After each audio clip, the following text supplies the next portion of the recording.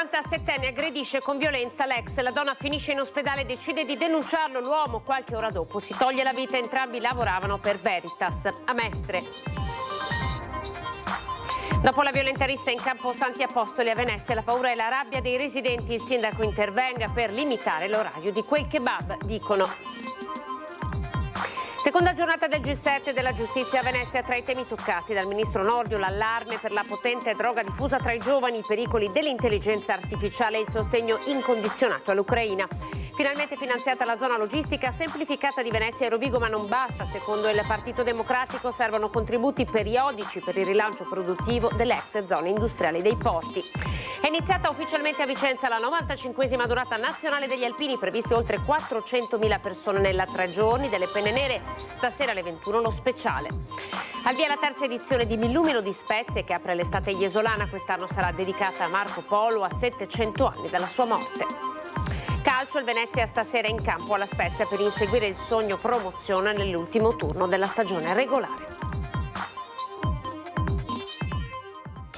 Il telegiornale di Venezia, buonasera, ben ritrovati. Si parte con la cronaca anche questa sera, la storia di un 57enne di Noale che ha aggredito l'ex compagna. La donna decide di denunciarlo e lui poche ore dopo si toglie la vita. Una storia finita, lui che non riesce ad accettarlo, aggredisce l'ex compagna, poi si toglie la vita. È accaduto tra lo scorso fine settimana e mercoledì a Marghera, dove un tempo i due vivevano insieme. 48 anni circa lei, 57 lui, entrambi dipendenti di Veritas in terraferma come operatori ecologici. Si erano lasciati da circa 2 mesi, ma il 57enne non era d'accordo con la fine della relazione e martedì, fosse dopo l'ennesimo diniego, l'ha aggredita con violenza. Dopo averla picchiata avrebbe tentato di strangolarla, ma questa volta l'epilogo per lei è stato diverso da quello di molte altre donne che invece non sono riuscite a salvarsi. L'ex compagno infatti si è fermato prima che fosse troppo tardi. Poco dopo l'ha accompagnata al pronto soccorso dell'ospedale di Mestre. La donna, originaria di Chioggia ma residente a Mestre, non era in pericolo di vita. I segni di aggressione però erano evidenti, per questo è stata trattenuta alcune ore secondo il protocollo di protezione che si attiva in questi casi, poi dimessa. La segnalazione alla polizia è scattata come da protocollo, ma lei avrebbe poi dovuto sporgere denuncia contro l'ex. Lui invece, dopo aver lavorato quello stesso pomeriggio, non ha più risposto al telefono e il giorno dopo è stato trovato senza vita nel suo appartamento di Noale. Dopo qualche anno di convivenza in passato, la donna aveva ora deciso di lasciarlo e tornare libera, ma lui avrebbe iniziato a manifestare arroganza nei suoi confronti, fino all'aggressione, che questa volta non si è conclusa tragicamente.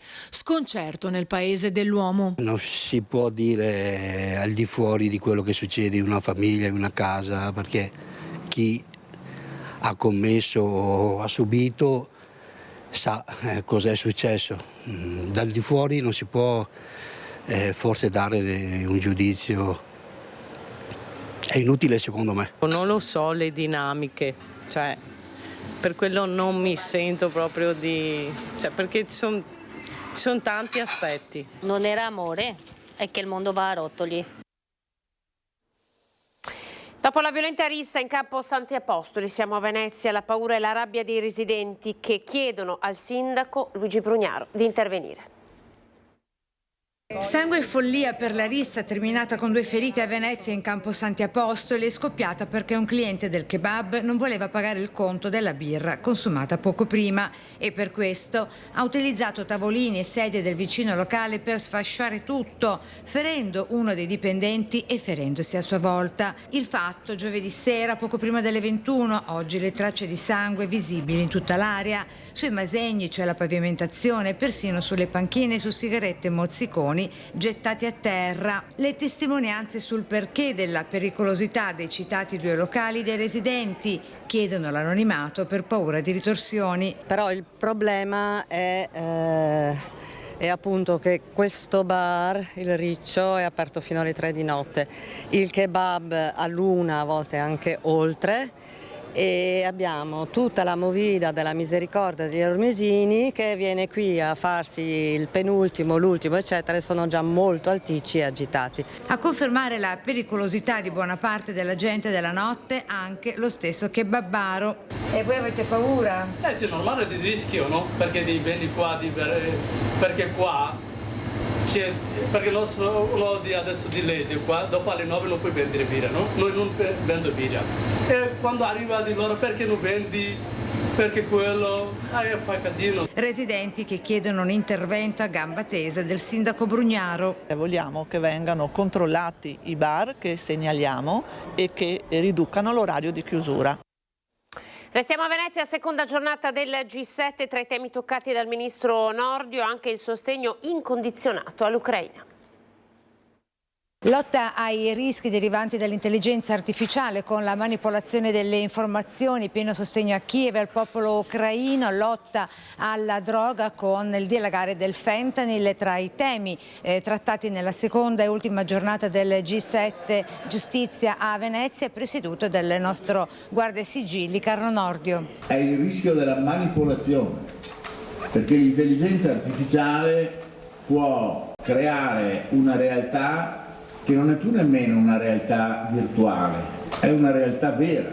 E quindi proprio perché ci troviamo di fronte a un mondo nuovo, noi dobbiamo essere estremamente cauti per valutare quelli che sono i rischi in questi settori. Quindi il fentanyl, farmaco molto più potente della morfina, è definito la droga degli zombie, i cui costi di spaccio sono decisamente maggiori, sostanza per questo definita dal ministro Nordio perniciosa e letale. È sufficiente una dose minima di questa sostanza per uccidere una persona o per produrre dei danni cerebrali e fisici irreversibili. Dal G7 Giustizia di Venezia il sostegno alle indagini sui crimini di guerra in Ucraina e l'impegno anche contro l'ipotesi di corruzione nella ricostruzione. Nella convinzione di aiutare l'Ucraina nella sua ricostruzione e anche nella lotta contro la corruzione che insidia sempre queste opere dove vi è un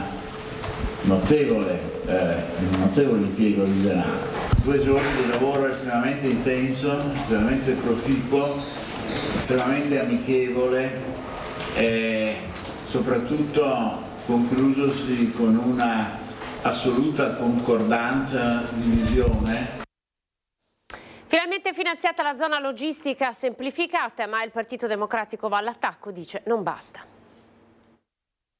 Zona logistica semplificata di Venezia e del Rodigino. Bene lo stanziamento di 80 milioni di risorse in crediti d'imposta contenuto nel disegno di legge coesione all'esame del Parlamento. L'attesa è stata lunga, sottolinea il senatore Dem Andrea Martella, ma questo atto da solo non basta ad assicurare un progressivo sviluppo della vasta area, quasi 4.700 ettari di zone industriali in abbandono e 17 comuni polesani che fanno da contorno ai porti di Venezia e Chioggia. Finalmente sono state messe delle risorse, circa 80 milioni, che non sono sicuramente sufficienti per dare continuità a questo tipo di intervento e quindi ho già proposto di inserire dei finanziamenti anche per gli anni successivi e ce ne occuperemo al Senato con il decreto che dovremo esaminare. Un aumento adeguato degli stanziamenti e la loro erogazione costante nel tempo, non solo limitata al 2024. Il Partito Democratico si appresta dunque a chiedere al governo un ulteriore sforzo per dare gambe, dice Martella,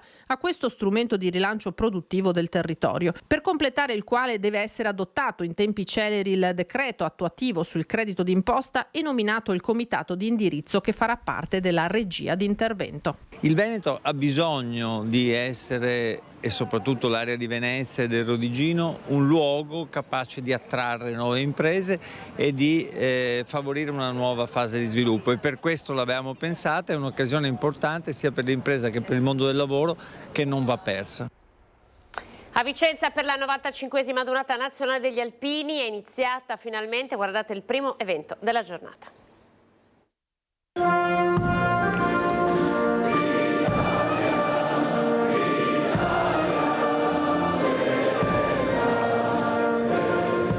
Si è aperta così la 95esima adunata nazionale degli alpini, la solenne cerimonia dell'alzabandiera da Piazza dei Signori, emozione condensata nel cuore della città più alpina d'Italia, stretta ad intonare le note dell'inno nazionale.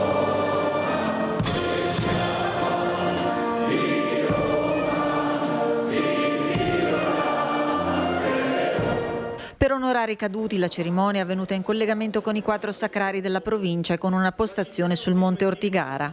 Emozioni come sempre, ecco, anche se sono cerimonie che noi ripetiamo da sempre, l'alzabandiera, quindi l'onore alla nostra patria, alla nostra identità, l'onore e il saluto ai nostri caduti, coloro che hanno sacrificato la vita per la nostra patria e per la nostra realtà. Ecco, credo siano quei momenti che fanno quello che i nostri veci hanno voluto mettere sulla colonna mozza dell'Ortigara, per non dimenticare. Adunata che richiamerà oltre 400.000 persone, che è attesa da 33 anni. Per Vicenza, unica città d'Italia che detiene la propria bandiera, decorata con 2 medaglie d'oro al valor militare. La bandiera di Vicenza è una bandiera straordinaria, nel senso che è l'unica del nostro paese con 2 medaglie d'oro. La medaglia d'oro chiaramente per la battaglia legata al Risorgimento e la medaglia della Resistenza, quindi è una delle più prestigiose a livello nazionale e la piazza ha voluto rendere onore in maniera speciale alla nostra bandiera.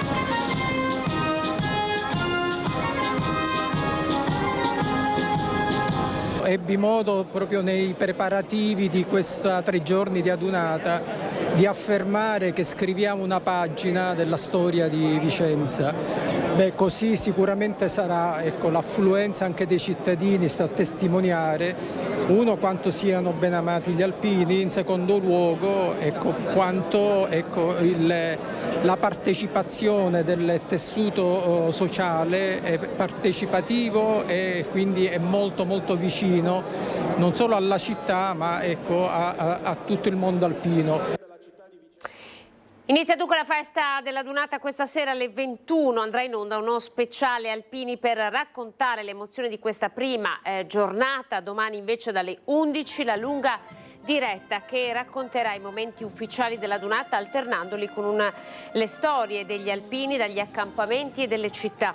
Poi dalle 20:30 in diretta lo spettacolo delle fanfare alpine e i cori ancora. Domenica si parte alle 7 del mattino con la lunga diretta della sfilata fino al passaggio della stecca e la Maina bandiera. Dunque davvero non perdete tutti gli appuntamenti dedicati alla 95esima adunata nazionale degli alpini. Partiremo proprio questa sera alle 21 con uno speciale alpini.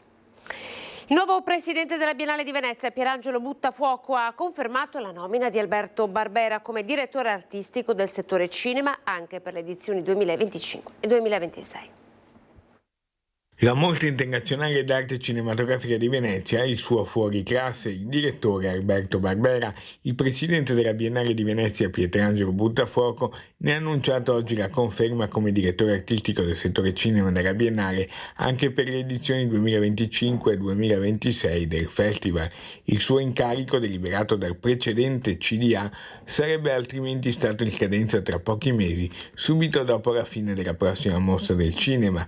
Ho provato immediatamente sintonia con Alberto, ha dichiarato il presidente Buttafuoco, e ho grande rispetto per la competenza, la professionalità e la passione da lui dimostrati negli anni della conduzione della Mostra del Cinema di Venezia, tali da riuscire ad accrescere il prestigio del più antico festival del mondo. Sono vivamente lieto che la Biennale possa proseguire con lui questo percorso. Il plauso di tutti gli addetti ai lavori. Una felice sorpresa e conferma, perché va nel segno di una continuità intelligente della presidenza di Biennale da Roberto Cicutto a Pierangelo Buttafuoco, va nel segno di una continuità importante per la mostra che ha scavato in tutti questi anni un ruolo davvero di primo piano nel panorama internazionale con successi ovunque, e va nella logica della conferma delle persone che conoscono il mestiere.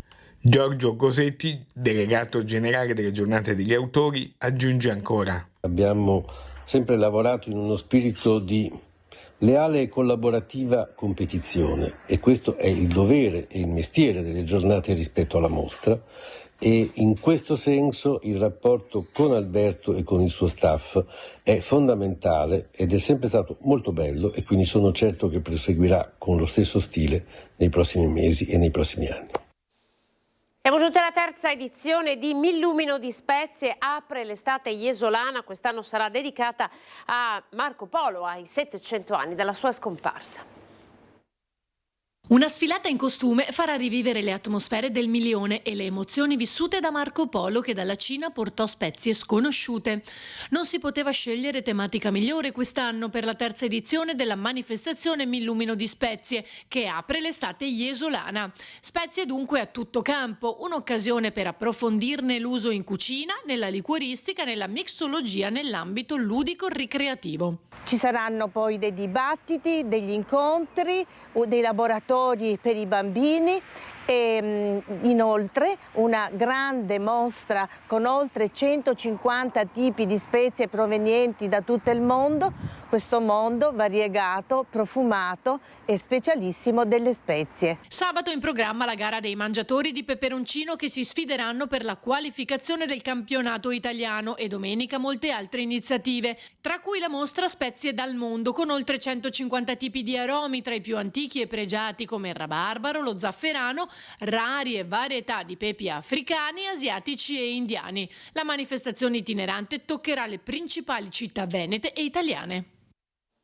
Calcio, scende in campo il Venezia questa sera la Spezia per inseguire il sogno promozione nell'ultimo turno della stagione. Devono vincere e sperare che il Como non superi il Cosenza per centrare la Serie A, altrimenti toccherà i play-off.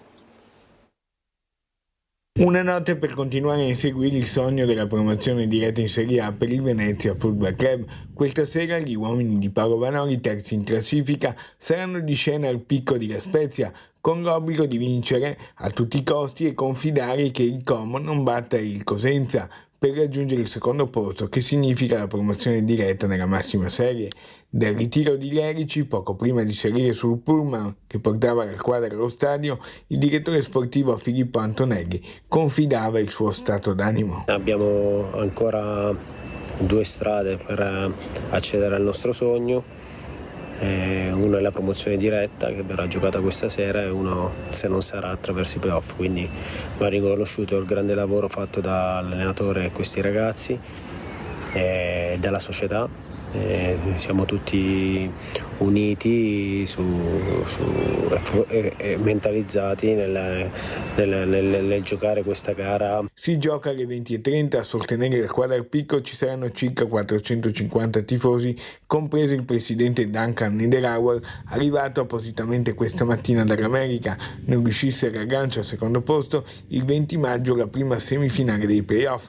C'è anche l'incitamento dei ragazzi dell'Academy. L'idea di portare a casa un risultato positivo, e ancora una volta dobbiamo guardare a noi stessi e non dobbiamo guardare ad altro, e poi alla fine cercheremo di rendere orgogliosi i nostri tifosi per quello che è stato fatto fino ad ora, per quello che si potrà fare in futuro.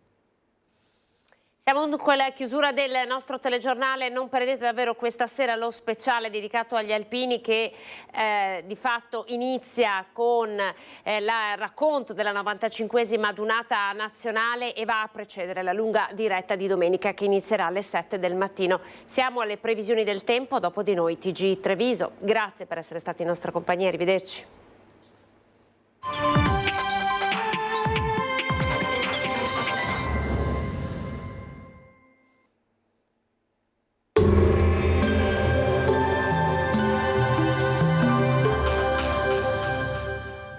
Artuso Group, ritiro e radiazione gratuiti del tuo veicolo fuori uso, vendita ricambi usati a prezzi vantaggiosi, serietà e professionalità. Bentrovati al meteo. Anticiclone in rinforzo, tempo asciutto e stabile nel weekend. Vediamo dunque insieme il dettaglio di sabato 11 maggio. Sul Veneto la giornata sarà caratterizzata da un ampio soleggiamento, con cielo sereno o al massimo velato, insomma nulla di particolare da segnalare. Temperature stazionarie e gradevoli, minime tra 10 e 16 gradi, massime comprese tra 23 e 25 gradi all'incirca. Spostiamoci ora sul Friuli Venezia Giulia. Anche in questo caso tanto sole, cielo sereno, salvo per qualche addensamento pomeridiano sui rilievi, ma in genere senza precipitazioni associate. Temperature minime tra 14 e 15 gradi, massime sui 23-25 gradi.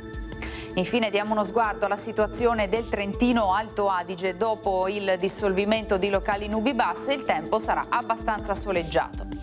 Temperature minime sui 12 gradi, massime intorno ai 25-26 all'incirca. Dal meteo di Antenna 3 per ora è tutto, grazie per l'attenzione. Arrivederci.